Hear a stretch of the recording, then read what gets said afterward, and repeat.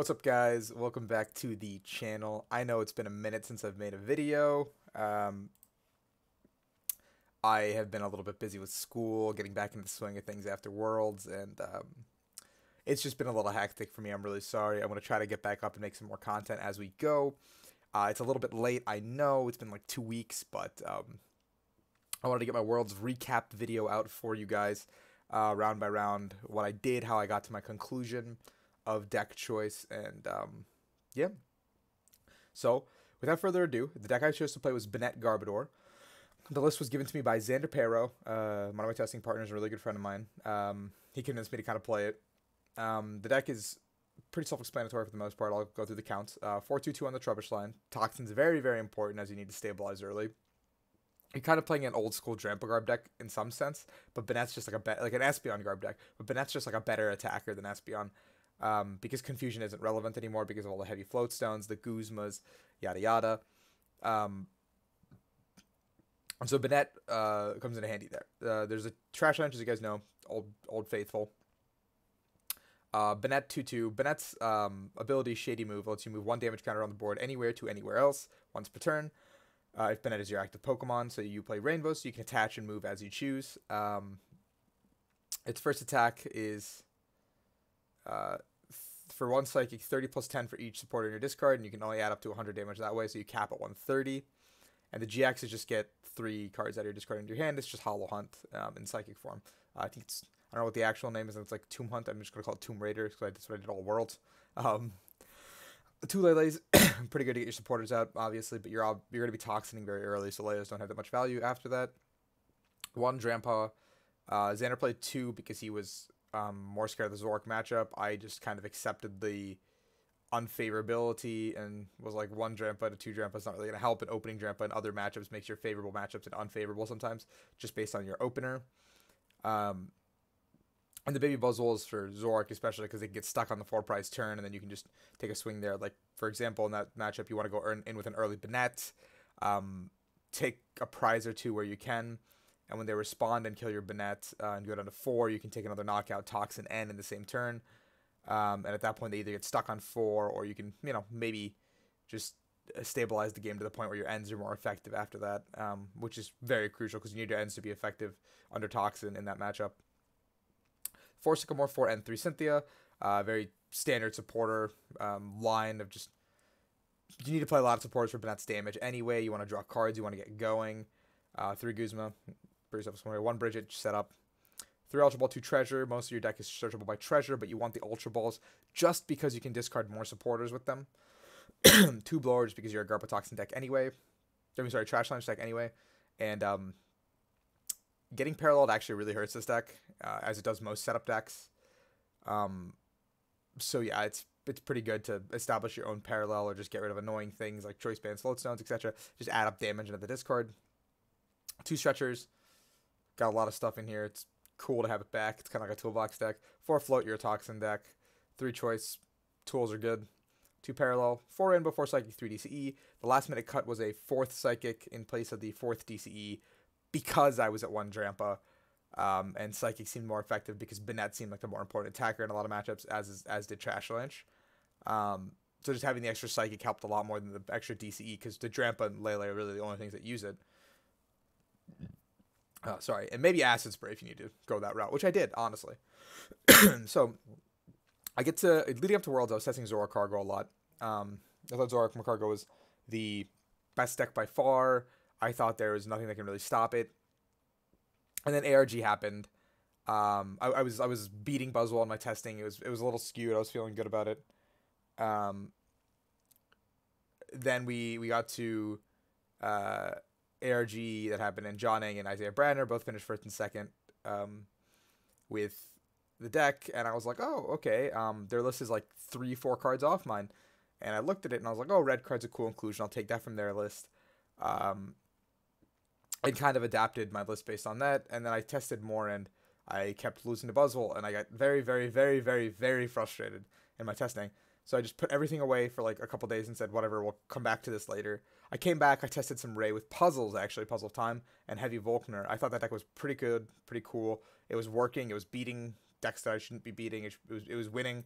Like Ray was just winning games that it shouldn't be winning against anything. So I was pretty much convinced I was going to end up playing Ray for the World Championships. And then day one happens, and day one's going through. We're testing everything, really. Bennett Garb was losing to Zorak Garb, but it was beating other Zorak variants. And it was crushing the crap out of Buzzwole, was beating Greninja, was beating all these like niche decks. But again, Zorak Garbodor was its biggest problem. We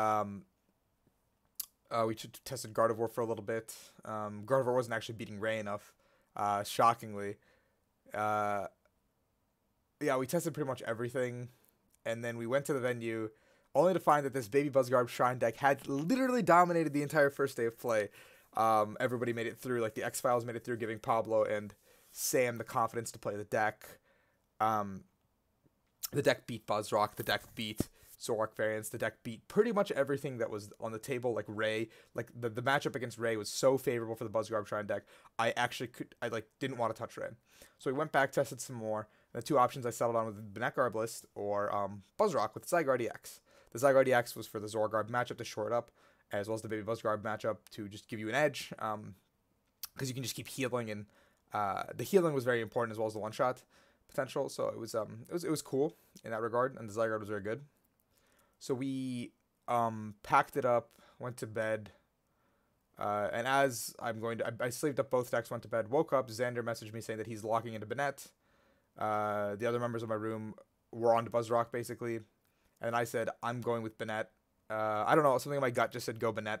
And I said, whatever, I don't think I'm good enough to play the Buzzrock Mirror. I have not practiced it enough. Buzzrock Mirror has never been favorable for me. I've always had bad memories of the Buzzrock Mirror. Even against players that I believe that I was better than, I just would lose because the Buzzrock Mirror seemed very volatile and not really skill-based, in my opinion. You know, I'm very wrong, because better players do win in the Buzzrock Mirror. But if that's the case, then I'm just not a Buzzrock player. So my poor experience with Buzzrock kind of turned me off the deck, and I just made my mind in the morning. My best friend Ryan Sablehouse followed suit and said, I'm going to play Bennett too if I can get the cards. We get to the venue, he gets the cards, we're writing out our lists, actually, and pairings go up. And Xander tells us he switched to the second Drampa. I told him I didn't.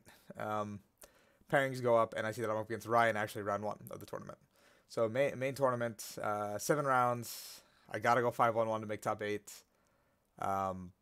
Pressure's on. This is what I've worked for all year. Go up against Ryan round 1. We're playing the mirror. Game 1.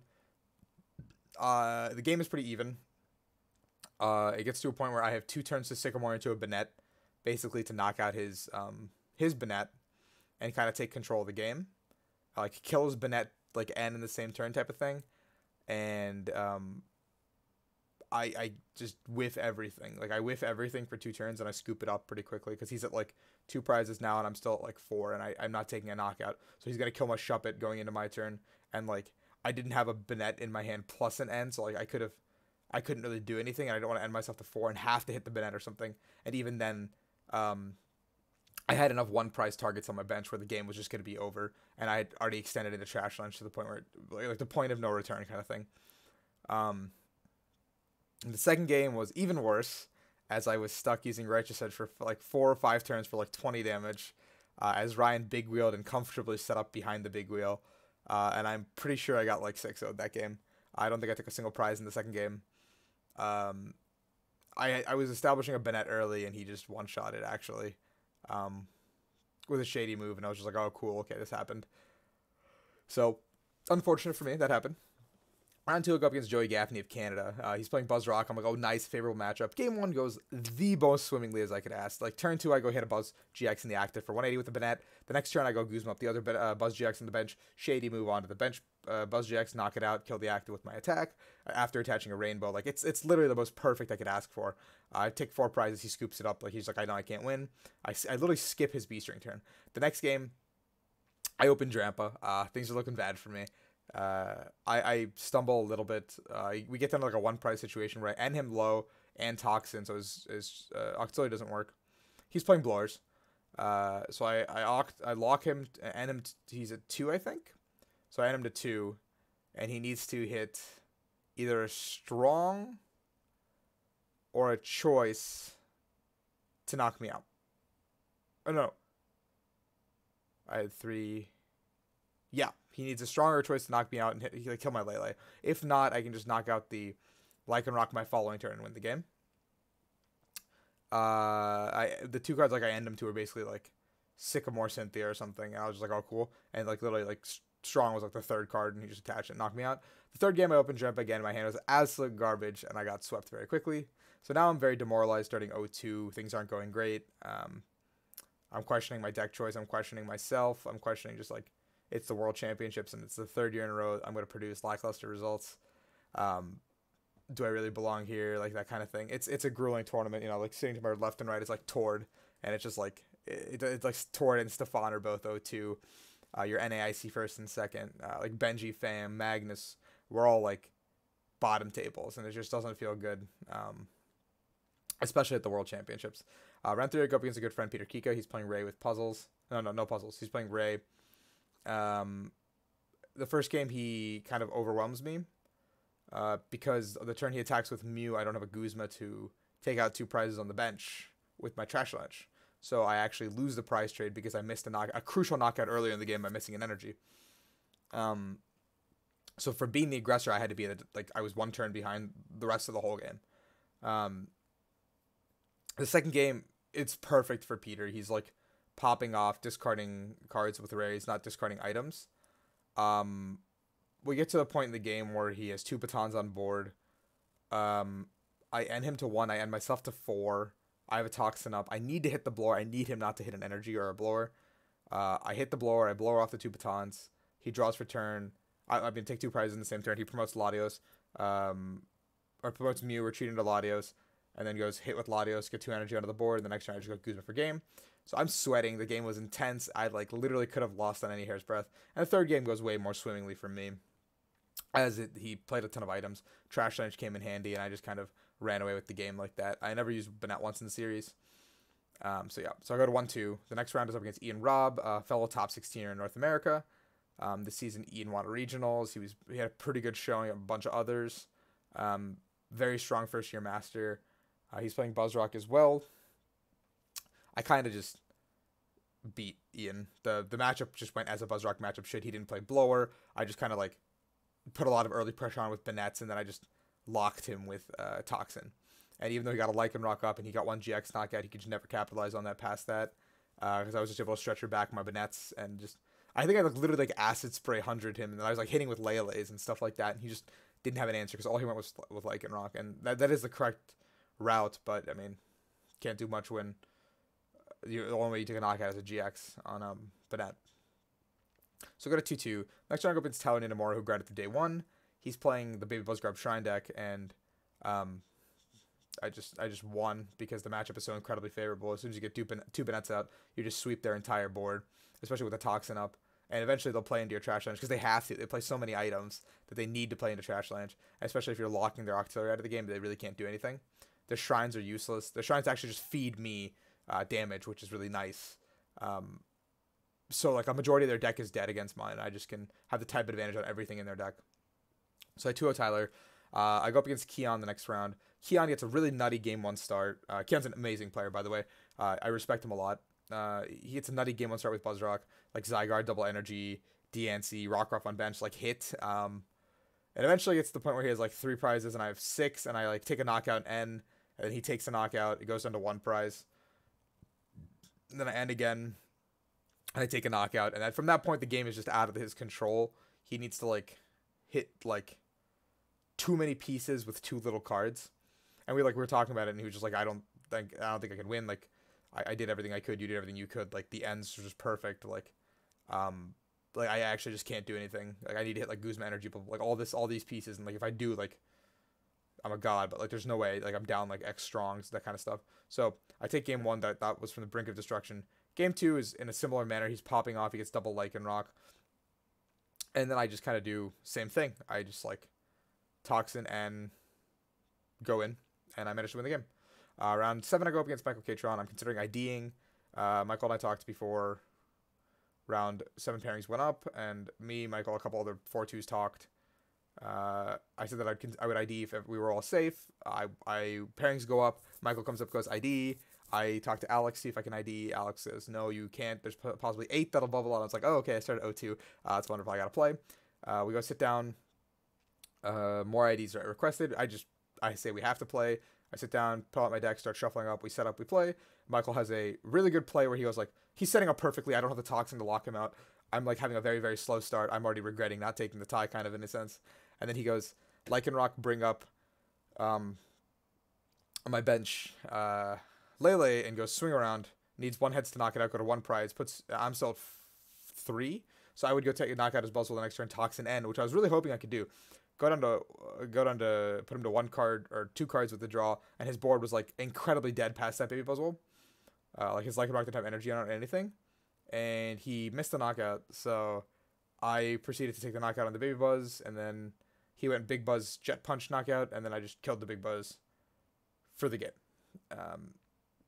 So I mean, I would have won the game regardless of that play, but I mean, assuming that he doesn't draw the nuts off like an end to 1, which you would need like something crazy and pull up like a Trubbish on my bench or something and win the game.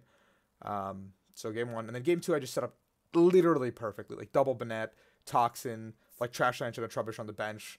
Like by like turn 3, I'm one-shotting quite literally everything. He draws for a couple turns and just concedes and picks it up. So I finished 5-2 after starting 0-2. It was a pretty awesome feeling. I finished 13th after standings went up. Me and Fabian were talking about it, and we were both just ecstatic, over the moon. All in all, it was a pretty good experience. I really enjoyed the deck. I had a lot of fun. Banette's a very cool card, so huge shout out to Xander for helping me out with that. And other than that, thanks for you guys for watching. I probably ranted a little bit too long. I will try to come back, make some more content, probably Philly report after Philly, Memphis report after Memphis. Like, I'll do reports at the very least, and we'll go from there. So, I mean, thank you guys all for watching, and if you have any questions, concerns, comments, whatever, leave them below. Hit me up on Twitter, Facebook, it's Twitch, whatever. Like, I haven't streamed in a bit, but I'll get back on the grind. But other than that, like, thank you guys, and yeah, have a good one. Yeah.